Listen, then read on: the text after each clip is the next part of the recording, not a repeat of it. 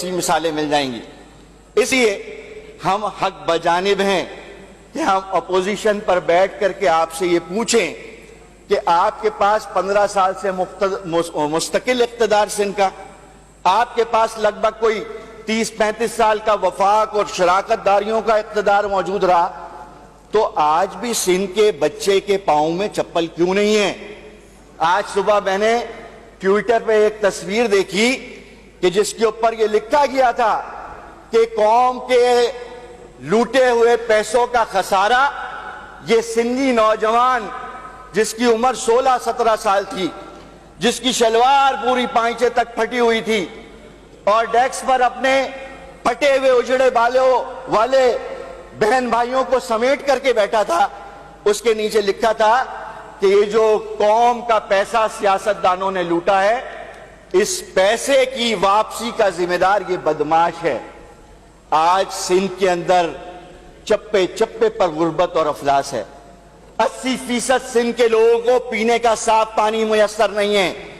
آپ کے اپنے جیالوں کو جن کی نوکریوں کے دعوے ان کتابوں میں بھی اور تقریروں میں ہوتے ہیں، 2 لاکھ 2.5 لاکھ 5 لاکھ 7 لاکھ 30 لاکھ تک کے ریٹ وصول کر کے ان کو ملازمتیں دی جاتی ہیں.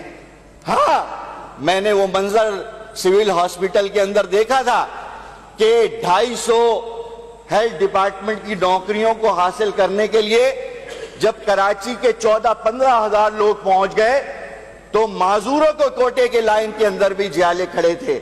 اور بعد میں پتہ چلا کہ پیرا میڈیکل کا جو سربراہ ہے کوئی قیوم بنیری، اس نے وہ ملازمتوں کو اتنے کروڑ میں خرید لیا اور اس نے پھر وہ ٹیرف بنا کر کے ان ملازمتوں کو بیچا. صرف ہیلتھ ڈپارٹمنٹ میں نہیں، ایجوکیشن ڈپارٹمنٹ میں گریڈ 2 سے لے کر 5 تک کی ملازمتوں کو آپ یہ سمجھتے ہیں کہ وہ آپ کی میراث ہے؟ جو پیپلز پارٹی کے اندر موجود ہوگا اس کو چوکیداری کی نوکری ملے گی، وہ مالی لگے گا، وہ کلرک بنے گا. اور جو پیپلز پارٹی میں نہیں ہو، بے شک وہ سندھی ہو، بے شک وہ مسلمان ہو، بے شک وہ ہندو ہو، بے شک وہ عیسائی اور سکھ ہو، وہ بے روزگاری اور فاقہ کشی کے اوپر اپنی زندگی کی ڈوروں کو کھینچے گا.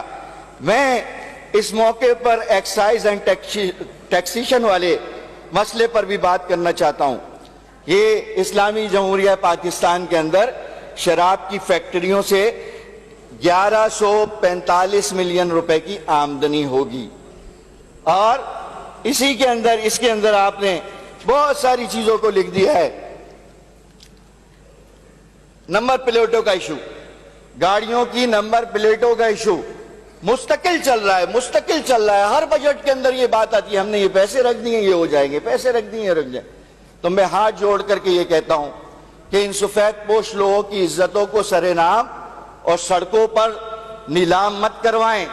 جو پیسے جس کے لیے رکھے گئے ہیں اس کے اوپر اس کو خرچ کرنے کا انتظام بھی کریں. آپ کی گڈ گورننس تو جب سفر شروع کرتے ہیں ہم چنچیوں کے اوپر تو ہمیں پتہ چلتا ہے. آپ کی گڈ گورننس کو میں نے یہاں پر ایک پرچے کے اوپر لکھا تھا، یہاں پر فوڈ سیکیورٹی کے نام کے اوپر بات کی گئی. فوڈ سیکیورٹی کیا ہے کہ آٹے کی گندم کی قیمت کم سے کم 100 روپے مقرر کر دی گئی، اور اس کے اوپر آپ نے جو پیسے رکھے ہیں، پہلے رکھے تھے آپ نے 63 ارب روپے سبسڈی کی مد میں. یہ 63 ارب روپے سبسڈی کی مد میں اس ہاری کو گیا جو 10 ایکڑ زمین کے اوپر کاشت کر کے اور کسی بنیے سے سود کے اوپر بیج لے کر کے اپنی بچوں کی روزی روٹی کا انتظام کرتا ہے. نہیں، بلکہ یہ 62-63 ارب روپے جو سبسڈی تھی یہ ان مل مالکان کو گئی.